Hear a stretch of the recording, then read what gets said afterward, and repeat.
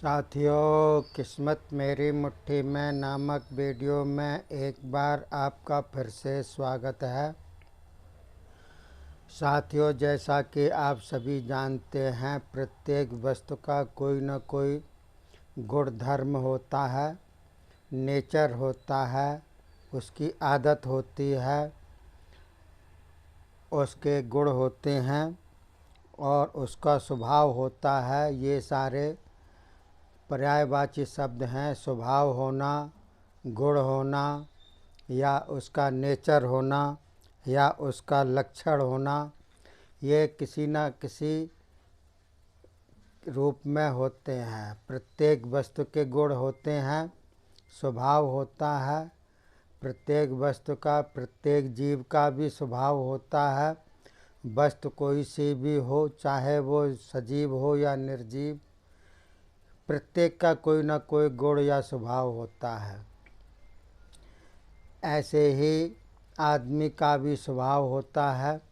पृथ्वी का स्वभाव होता है गंध, जल का स्वभाव होता है रस, वायु का स्वभाव होता है स्पर्श, आकाश का स्वभाव होता है शब्द। इसी प्रकार से आदमी का स्वभाव होता है स्वार्थी, यानी मतलबी। कोई ना कोई वो जो भी काम करेगा XYZ, कोई ना कोई उसका स्वार्थ अवश्य होगा। अगर वह शादी करता है तो भी वह स्वार्थ के वशीभूत होकर के करता है, कोई ना कोई उसका स्वार्थ है।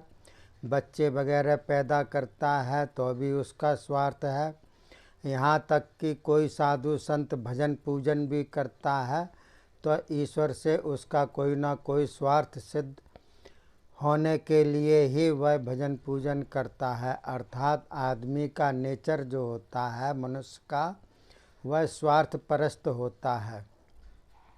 इसी प्रकार से मन का स्वभाव होता है चंचलता। मन कभी भी स्थिर नहीं रहता है, चंचल रहेगा। अगर उसका स्वभाव हटा दिया जाए तो वह वस्तु भी बेकार हो जाती है, शून्य हो जाती है, उसका कोई अस्तित्व नहीं रहता है। जैसे कि मन का स्वभाव है चंचलता, अगर उसकी चंचलता स्वभाव ख़त्म कर दी जाए तो मन भी ख़त्म हो जाता है। इसी प्रकार से कोई भी वस्तु हो, अगर उसके गुण धर्म, जैसे कि अग्नि है, अग्नि का तेज होता है गुण, उसको दाहकता जलाने का गुण होता है। अगर उस गुण को समाप्त कर दिया जाए तो अग्नि का कोई महत्व नहीं रहता है, वह भी समाप्त हो जाती है। साथियों, मैं आपको अपने वीडियो के अंतर्गत कोई न कोई ऐसी बात अवश्य बतलाता हूँ जो आपने कभी भी कहीं भी ना सुनी होगी, ना देखी होगी और ना ही शास्त्रों में लिखी होती है। इसी वीडियो के माध्यम से मैं आपको बतलाना चाहता हूँ। ये तो वस्तुओं के, मनुष्यों के गुण धर्म होते हैं।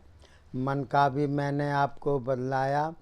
एक आत्मा का भी गुण होता है। अब आप कहेंगे कि आत्मा का भी स्वभाव होता है, गुण धर्म होता है, वह क्या होता है? आपने कभी ना देखा होगा, ना सुना होगा किसी से भी कि आत्मा का क्या स्वभाव होता है। मैं आपको वीडियो के माध्यम से बतलाना चाहता हूँ कि आत्मा का स्वभाव होता है शरीर धारण करना। आत्मा शरीर धारण करती है, किसी भी प्रकार का शरीर हो, चाहे वह जलचर, थलचर, नभचर, कोई सी भी प्राणी का शरीर हो, कैसा भी शरीर हो, पेड़ पौधों से संबंधित हो, कैसा भी शरीर हो, वह धारण करता है। अगर आत्मा शरीर धारण नहीं करती है तो आत्मा का भी कोई अस्तित्व नहीं, और आत्मा बगैर शरीर धारण किए रहती ही नहीं। जैसे कि मन बगैर चंचलता के नहीं रह सकता, उसी प्रकार से आत्मा भी बगैर शरीर के नहीं रह सकती। अब आइएगा इस बात पर कि आत्मा का मोक्ष कैसे हो, उसकी मुक्ति कैसे हो, आवागमन के चक्कर से कैसे वो मुक्त हो। तो साथियों देखिए, आवागमन के चक्कर से आत्मा कभी भी मुक्त नहीं हो सकती है। हालांकि आत्मा अजर अवर अविनाशी है, उसको ना कोई मार सकता है, ना कोई जला सकता है, ना कोई भिगो सकता है। अविनाशी है, शुरू से अंत तक, आदि से अंत तक ये रहती है। जब तक सृष्टि है तब तक रहती है। जैसे परमात्मा है, परमात्मा बड़ा विशाल हो गया, वह घटघटवासी है, लेकिन आत्मा घटघटवासी नहीं है। आत्मा का एक निश्चित दायरा होता है, लेकिन आत्मा शरीर सहित होती है, तभी आत्मा का अस्तित्व है। आत्मा कभी मुक्ति नहीं प्राप्त कर सकती है और ना ही मोक्ष प्राप्त कर सकती है। अगर मोक्ष या मुक्ति अगर वो प्राप्त करती है तो उसका कोई अस्तित्व नहीं होता है। जैसे कि मान लीजिए बहुत से लोग कहते हैं कि आत्मा की मुक्ति के लिए, मोक्ष के लिए ये करिए, वो करिए, भजन कीजिए, तप कीजिए। अगर बाय द वे 1% मान भी लिया जाए कि आत्मा की मुक्ति होनी है, तो आत्मा मुक्त होकर के करेगी भी तो क्या करेगी। अगर मान लीजिए मोक्ष प्राप्त कर लिया आत्मा ने और वो वैकुंठ धाम को पहुंच गई, या गौ धाम को पहुंच गई, या शिवपुरी या शिव धाम को पहुंच गई आत्मा, तो वहाँ पर जाकर के बिना शरीर के वह करेगी क्या। ना तो वह देख सकती है, क्योंकि उसकी आँख तो है नहीं, ना उसका मन है, क्योंकि तन, मन और धन तीनों चीज़ें यहीं पर रह जाती हैं आदमी की मरने के बाद में। जो जब तन, मन, धन तीनों ही चीज़ें यहाँ पर समाप्त हो जाती हैं, तो जब शरीर नहीं है तो मन भी नहीं है। जब मन नहीं है तो सुख, दुख या आनंद नहीं हो सकता है आत्मा का।